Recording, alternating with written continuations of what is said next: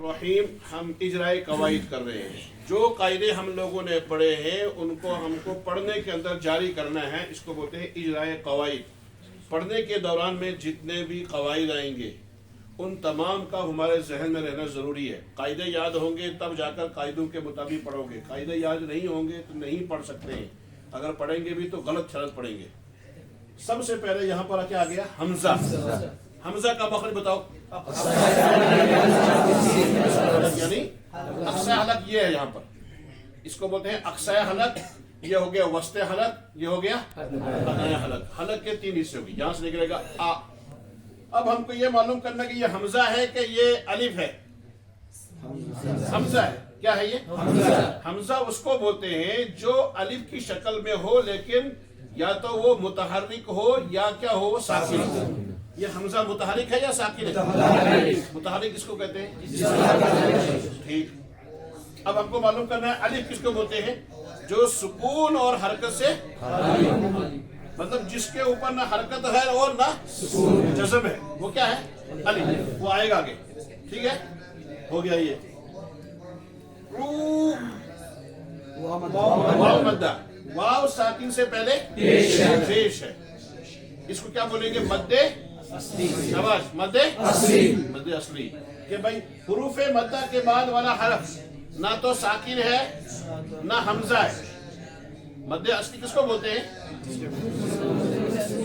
अभी भी आप साफ नहीं बोल रहे हैं। हुरूफे मद्दा के बाद ना सुकून है ना हमजा, उसको क्या बोलेंगे? मद्दे असली। अब मुझे बताओ कि मद्दे असली की मिकदार कितनी है? एक अलिफ। अब हमने पढ़ा आ रू आ रू। वाव मद्दा किसको बोलेंगे? वाव साकिन से पहले ये वाव साकिन हो गया। वाव साकिन किसको बोलेंगे? जो वाव साकिन हो। उससे पहले वाला हरफ क्या है? मजमूम।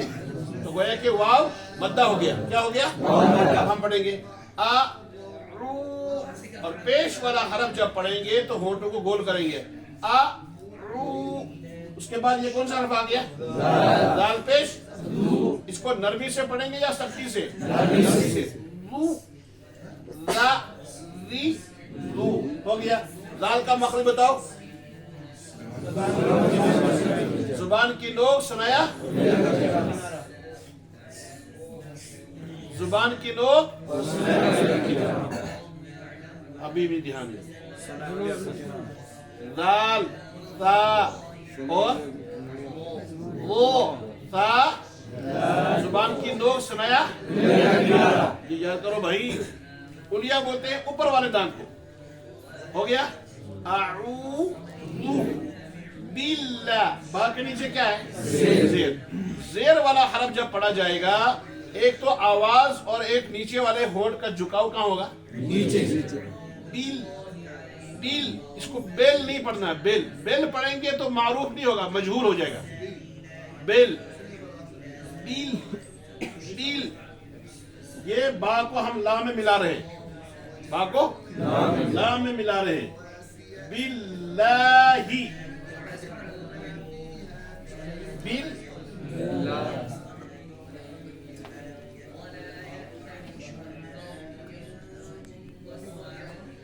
बिल्लाही। बालाम से यहाँ कौन सा कायदा पैदा होगा? इदगाम शमसी। ये लाम का लाम में इदगाम हो रहा है। लाम का लाम में तो क्या पढ़ेंगे?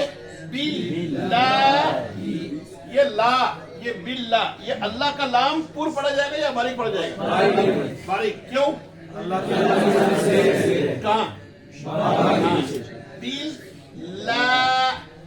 ला के बाद ये खड़ा जबर आ रहा है। ला। इस खड़ा जबर को, ये तो अलिफ का कायम मकाम है ना, तो अलिफ का कायदा पैदा हो गया। इस अलिफ को पूर्व पढ़ेंगे या बारीक? बारीक। क्यों? अलिफ से पहले बारीक हरफ है। बारीक वो कौन सा है? लाम। लाम अलिफ जबर ला। लाम अलिफ जबर लो नहीं है। लाम को बारीक पढ़ा जाता है। और लाम बारीक क्यों पढ़ा जाएगा? जेर की वजह से।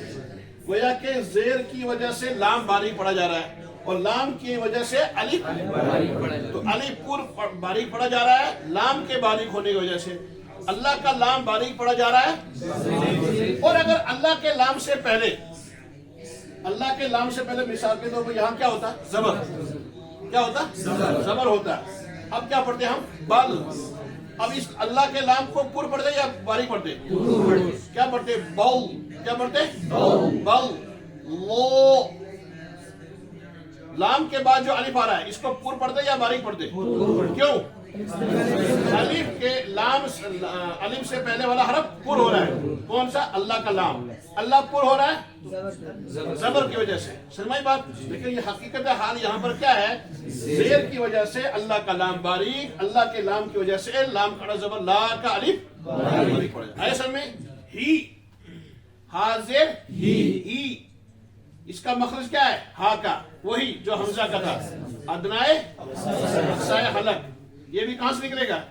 حلق کے سینے کی طرف والا حصے سے. ہی، اس میں ہی زور نہیں لگانا. ہی، سمجھ بات؟ آواز کا اور ہونٹ کا جھکاؤ ہی ہو گیا اتنا. مینش، اس کے نیچے بھی زیر. میم کا مخرج دونوں ہونٹوں کی. می، می، نش، نون شین زبر نش.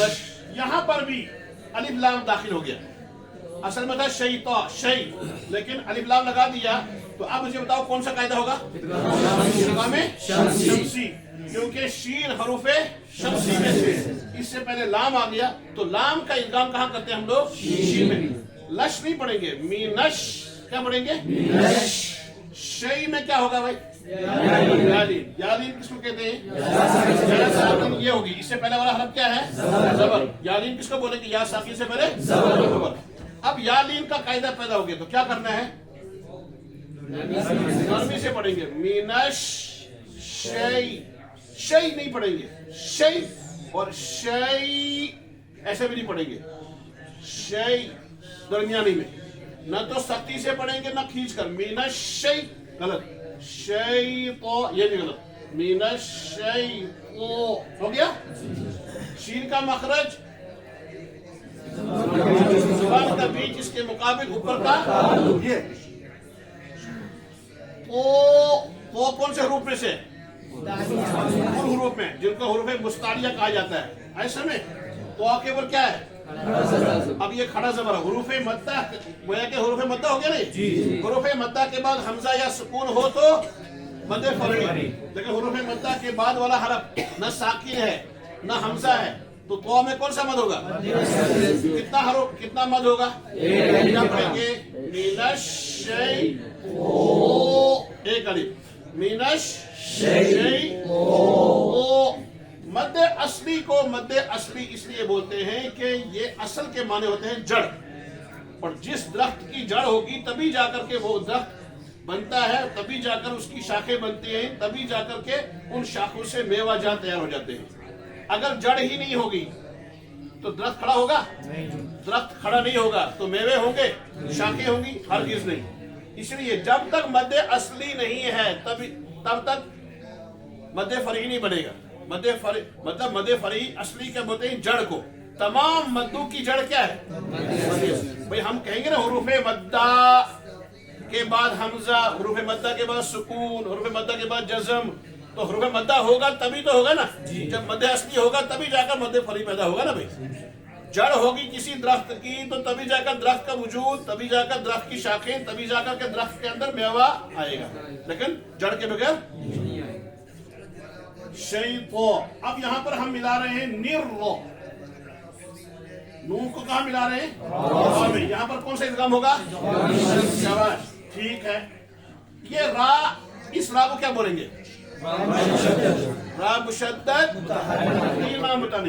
را مشدد متحرک. نمبر 1 را، نمبر 2 نمبر 3 متحرک میں کیا بولو گے؟ مکتوب. تو کیا قاعدہ ہے؟ اب ہم اس کو ملائیں گے. نر، کیا بولیں گے؟ اب یہاں پر عامتاً سوال ہوتا ہے کہ نون رازر نیر، را زبر را. تو کچھ لوگ 2 مرتبہ پڑھتے اس کو. نیر رو. کہتے ہیں بھائی را ساکن سے پہلے زیر آ گیا تو کیا پڑھیں گے؟ پھر را کے اوپر کیا آ گیا؟